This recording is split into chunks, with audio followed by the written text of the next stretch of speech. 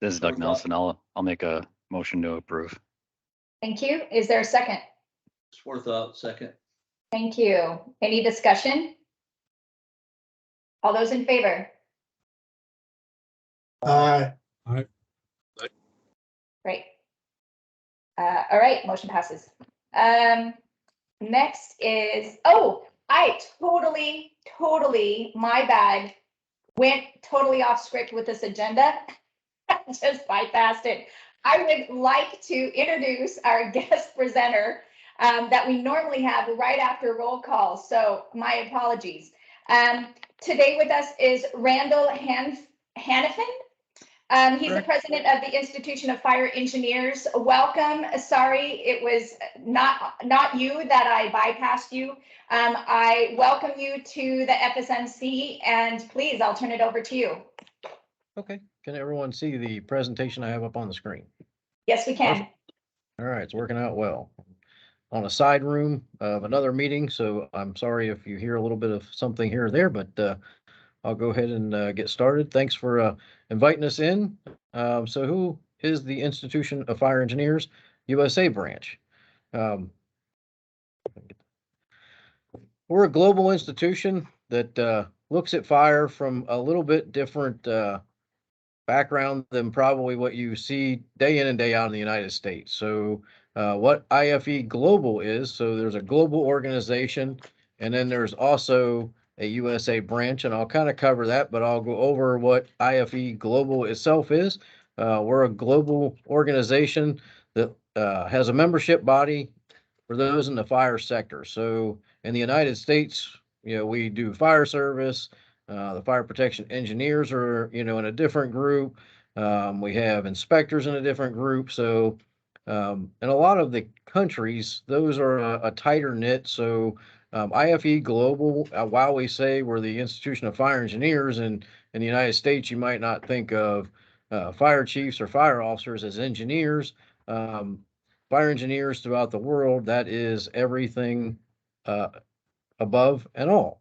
So that is really what we look at. We have a much more global and encompassing perspective than probably what you see in some others, such as the International Association of Fire Chiefs, etc. So what is our mission? We want to enable fire protection, fire professionals to make the world safer from fire. And that's globally, whether that's transportation fires, building fires, all those things.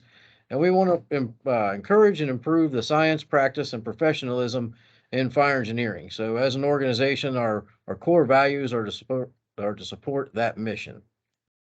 So our focused activities are facilitating awareness. Obviously, we have numerous members, branches, and special interests that are all throughout the world.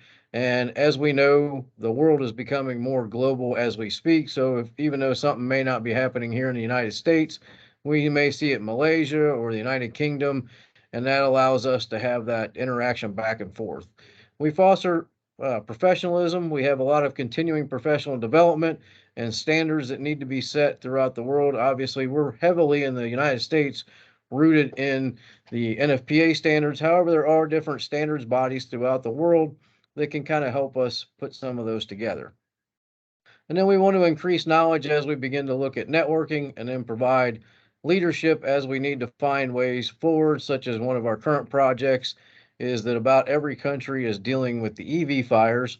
And we have a member that is on our staff that is actually collecting all that, trying to collaborate it across. So maybe as they find something in a different country, we can bring that across here. We've connected him with the group from the International Association of Fire Chiefs that's doing a lot of the work there with UL and the fire chief, so that he can take that information and bring it back to the worldwide organization. So I talked about branch structure and location. So the overall IFE headquarters is headquartered out of the United Kingdom, just outside of London. But then we also have international branches. So you look on our side, we have a United States branch, which I'm the president of. We have the Canadian branch. We have a Trinidad and Tobago branch. And we also have the CASA branch, which is the Caribbean and South America branch. So those are the ones kind of on our side of the pond. And then as you can look and see, we have a lot of them throughout Europe, Africa, etc. One of our barriers right now to growing is every one of them is an English speaking branch, but as we find technology that can branch that or bridge that just a little bit easier, we are looking at branches that may go into non-primary English speaking countries and be able to connect there. So if I had to say IFE summarized is it's connecting all facets of fire protection on a global level to make sure we have the proper research and knowledge to carry forward in all of our different professions that interact with fire here in the United States. I talked about this a little bit before, but fire engineers here in the United States are a little separated from the fire response agencies, fire chiefs. However, in many parts of the world, there's much higher connection rate. I think that's something we can work on in the United States because we're beginning to see more complex issues that need all facets of those at the table. And I think by me coming and giving a presentation today alone shows that your group is highly interested in that as well. And I hope that the many organizations we have throughout the United States that are involved in that can actually take that forward as well. So when you apply for membership, we have different grades. Typically, you see fellow, member, and graduate are here. So how do you know what that is? I always joke that the way I got involved in this was I saw a bunch of goofy initials behind a neighboring chief's name, and I asked what it was, and well, now here I am as the president of the branch. So the MI Fire E that you see behind a lot of people's names, that is the member grade. And then G Fire E would be the graduate, and then the FI Fire E is the fellow. So to kind of give you an idea, the graduates, and you'll see here they call them level 3 and level 4 degrees. Those can be equated to bachelor's degrees, master's degrees, etc. for us. So they do have a bit of a translation that has to come across. So your graduate degree is typically somebody that's had a little less time and is starting out in it. And then when you move to the member, which is typically what you see, that's someone here, they call it a level 4 diploma, but it's actually a bachelor's degree for us. And then they've got a lot of time in their different grades, at least 5 years. And then the fellow is reserved for those who have to be appointed to that position after they've been a member. And that's usually 15 years and some sort of graduate degree to make that happen. So what is IFE USA? I talked about why there's a bigger connection and, a lot more diversity in some of the other branches. IFE USA is about 95% chief fire officers from around the country.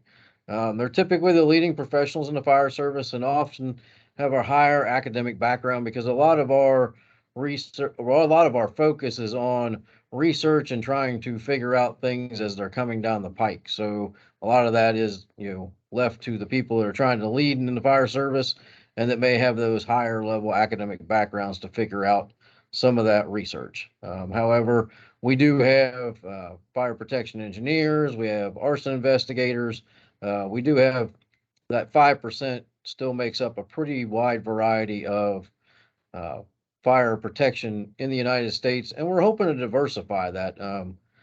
We just haven't seen that diversification on this side of the pond yet, so hopefully we can get it there.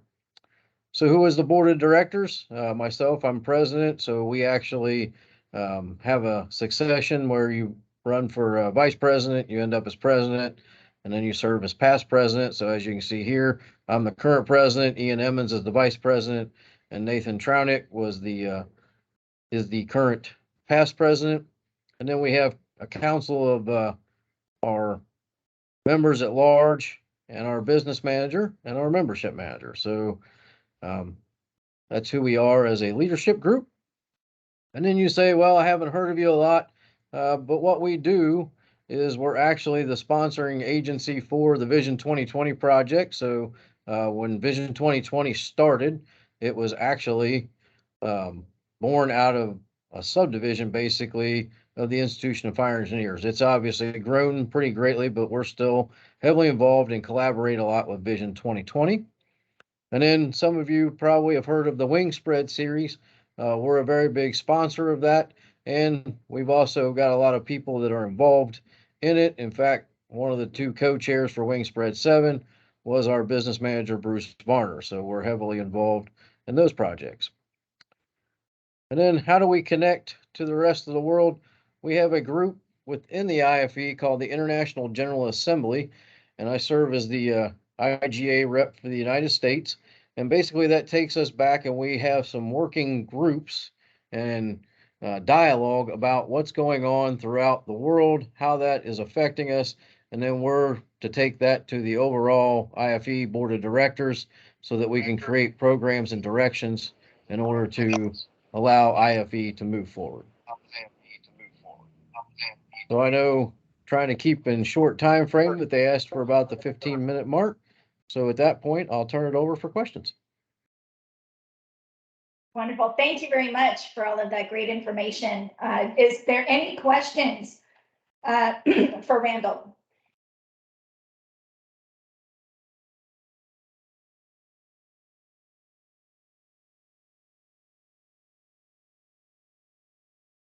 I guess we have no questions at this time, but thank you very much for showing your contact information. If anyone does have any questions later on, please don't hesitate to reach out.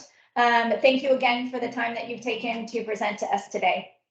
Okay, thanks for having me. And again, if you need anything at all, please feel free to reach out and we'll happy to answer anything. Thank you and have a great meeting. Thank you very much. Bye. Okay. Now we'll go back to item number 4, the work group updates, member engagement. Adam? I'm sorry, Brian. Is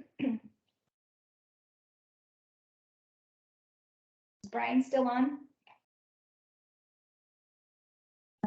Looks like Brian might have dropped off. So we'll come back if he comes back. Public awareness, Steve. Good afternoon, everybody. We just had a good meeting earlier this month. Just to remind everybody, we meet second Thursday of every month. So if you're interested in public awareness, please join us. We completed getting our yearly report done, sent to Christine, which will be published shortly. And are now in the process of starting to work on our 2023 goals to work on for next year. Great, thank you very much. Next, training and education, Mark. Good afternoon, everybody. Short update for me. We've had a little trouble meeting here this fall with the busy schedules. Thing we've got going right now is we're working with the Global Membership Council to put together a webinar on energy storage. That's going to be here in probably the second week of December, but I don't think it has a date yet. We're still finalizing some panelists with Rock and his group. So hopefully see an invite for that sent out to everyone here soon. Otherwise, we generally meet on the first Mondays. Like I said, we had some struggles with schedule this fall, but we'll get going again, work on our 2023 goals. And as always, if you see a training and education opportunity in a related association or something like that, please feel free to shoot that over to me or reach out, and we'll see if we can get the membership council plugged into some of those other groups and opportunities. So that's all I've got, Chief. Great, thank you very much. Moving on to reports from officers and liaisons. I'm looking, I don't see our liaison director, Randy Metz, on the call. I just want to call out if Randy is on the call. Okay. And then other ICC officers and directors. Again, I'm looking, I'm not seeing anything. Tim, can you help me? Tim Schmitz, can you help me identify? I don't think I see anybody, do I? No, ma'am. I was looking on here, Christine. I didn't. It's scrolling through. Okay, thank you. Okay, report from the chair. I just wanted to, as the work groups discussed, I wanted to thank everyone for turning in your annual reports. This is an opportunity for the FSMC to describe everything that we've done over the past year.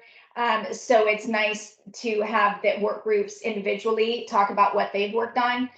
So they've all now been submitted to Carl, and he will do the compiling and get it in by the deadline. So thank you again for highlighting all the great work that FSMC has been doing throughout this past year. Report from the Vice Chair, Tim Diehl.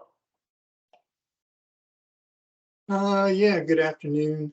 Good morning, everybody. I really don't have a whole lot to report. I'll have more in the next session. We'll come back to continuity and outreach.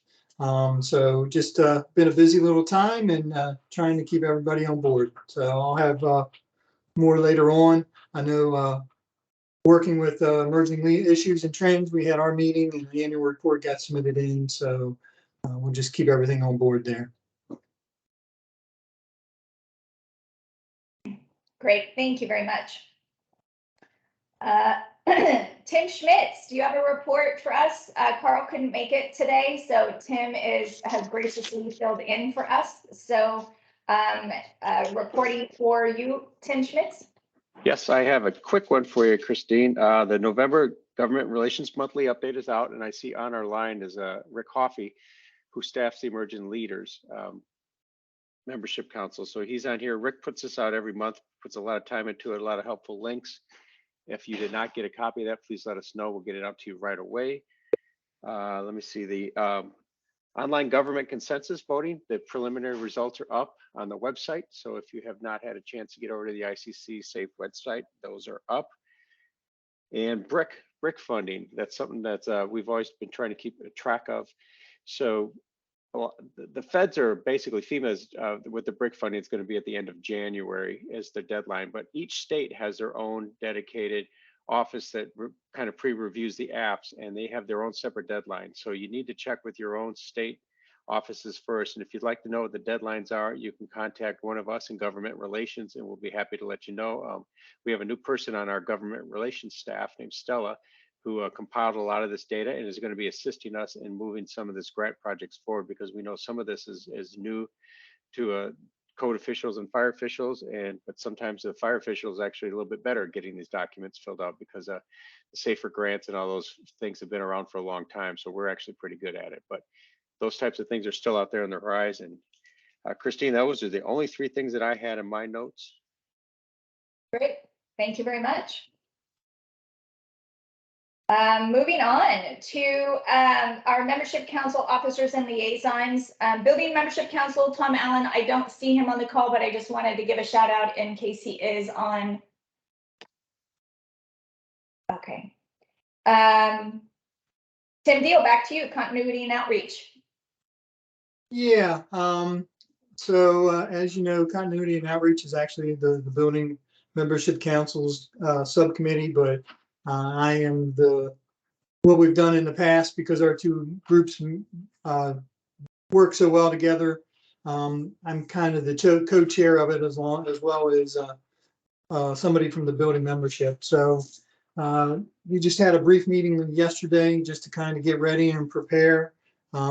Beginning the first of the year, when all the other councils have their elections and we know who the new representative liaisons are going to be, we're going to have a meeting first of the year to kind of update the matrix, but also update some other items pertaining to each of the membership councils.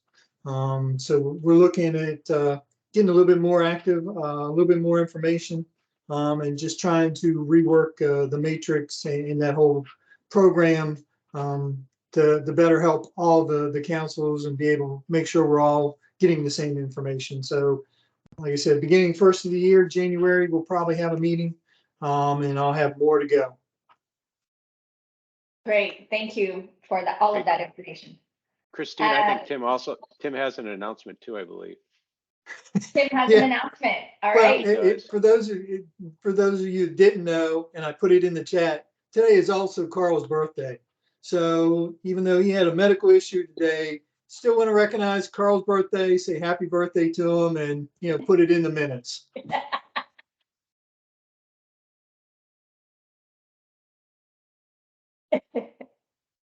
All right. Well, we'll just acknowledge it. I don't think any of us will really, profess professional voices, but we will definitely put it in the minutes that we wish Carl a very happy birthday. Absolutely. Okay, moving on to Global Membership Council, Rock. Chief Reed, our next global meeting, it's in 2 weeks, so I don't have any updates. Okay, thank you very much. And so I heard through Tim Schmitz that our emerging leaders chair is on, not to put you on the spot. But if Rick wanted to say a couple of words about it, the Emerging Leaders Membership Council, this is the time that we try to encourage any kind of information to help us all with our interconnection with the membership councils. So I just wanted to throw that out if you wanted to say a few words.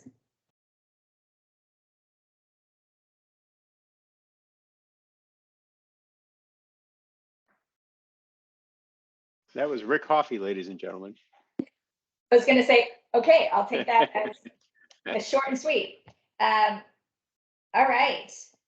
So let's go on. So we have no ongoing business.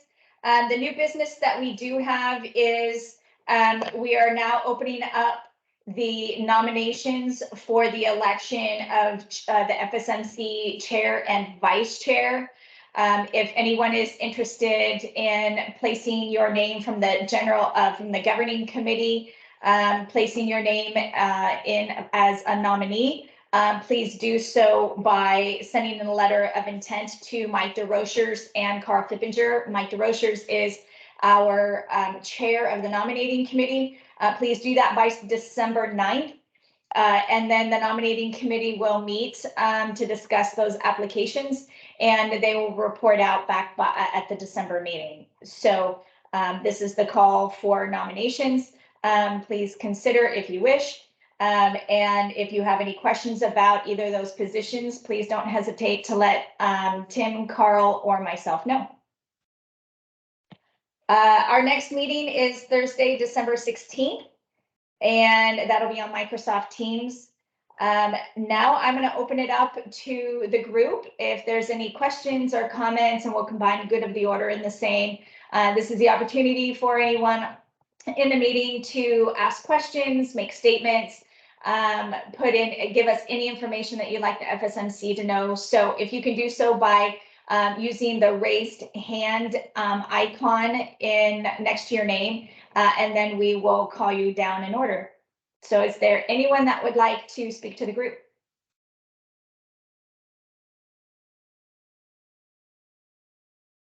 I'm going to give it just a minute to let people have an opportunity to find the raised hand. Doug Nelson. Thank you, Christine. I'm just trying to figure out how to unraise my hand. All right. Yeah, I just kind of had a quick question. I didn't know if anybody just had a quick answer to this or could kind of point me in the right direction, but I'm trying to do a better job of reaching out to our local partners here in North Dakota to let them know that if they have questions, that I can bring them to this group and pass them on regarding ICC. So one of the questions that came in from a local was, do you have an explanation as to how ICC's courses work and the certification process is for fire inspectors? So I think what they were kind of looking at is they're just trying to kind of make sense of where do they jump in and how do they train their new inspectors to the point to where they'll be ready to pass an ICC Inspector 1 test. And then kind of the second question that they had with that is, there's a specific to the area here, but does the ICC recognize state level or state inspector tests? You know, I think the ICC has some of that set up with certain states like North Carolina, and I think some of those that I've seen where they develop the state certification with them. Does the ICC recognize those? If somebody had one of those, say they had an Inspector 1 through ICC but one of the states that's partners with ICC on it, would they be able to take just the regular ICC Inspector 2? Is it kind of like reciprocity, or does it not match up? It was the kind of second part of that question from one of our locals. So I don't know if there's any resources or a specific section of the website that I can direct them that can help walk them through, hey, what courses there are that ICC offers that help them get their people ready for inspector one tests, and then the other one was, is there reciprocity on those specific state tests versus the international ones? Yeah, those are great questions. Tim Schmitz, are you able to address anything related to those two answers? Yeah, I could help them walk them through the website, which shows the training. Those first part of the questions is part of reciprocity. It's kind of state specific, so we would have to figure out where they got their cert at and where they'd like to go, type of question. So that might be a little more specific. Okay, so the website, just push them to the training section of that, and that'd be something that if they have questions, they can always contact ICC on. And then the reciprocity Absolutely. is no reciprocity between state and the international. It would be a little bit more of a more in-depth question to see where that was and what differences there are then. Yeah, because some states have different rules or standards than others. So some will take it straight up. Others say, okay, you can have this. Plus, you also have to take a state-specific test. Okay, great. Thank you very much. That helps me give some feedback to the local there. Great questions. Anyone else have any questions or comments for the group? Can I jump in one more time, Christine? Sure. Sorry. All right, That's so okay. I'm still new on this committee, or this is my first time around on it, and it's been a great experience. I was just gonna ask, so how long is the chair and vice chair? How long are those? Are those 2 years? I just can't recall. I think you were chair kind of right at the same time that I got on this committee. And then are you and Tim, are the chair and vice chair limited to one go round as chair and vice chair, or what's the rules on that? I just didn't remember. So the chair and vice chairs are an annual or a single year appointment or position that then gets reelected again. So if it is something, I mean, I can certainly put in my letter of intent for 2023. And then same thing with Tim for vice chair. And then if anyone wants to put in their letter of intent for either position, then you're certainly welcome to do so. We can have further conversations, kind of what it means to be in those positions, or if it's something that you'd like to learn more about it as the year progresses to do it in a future year. But it is a single year that needs to get reelected every year. Okay, thanks. That helps clear that up. Like I was curious, I wasn't asking necessarily out of interest of myself, but I was just saying, I was also just going to add on to that. Thanks for the leadership from yourself and from Tim. You guys have been great to work with. So whether you guys continue on or not, either way, it's been good to work with you both. So thanks for what you do. Great, thank you. Appreciate that. All right, one last round. I'm not seeing any other hand raised. Okay. All right, I combined the good of the order. Wow, short meeting, good meeting. Thank you again for the presenter, and I will call for a motion to adjourn. So motion to adjourn. Oh, now there's Second everybody. one. I heard two voices, so we'll take that as a first and a second. All those in favor? Aye. Aye. Great. Thank you very much, everyone. Happy holidays. Have a very safe Thanksgiving, and we will see you again in December. Have a great day. Take care. All right. Bye-bye. Take care.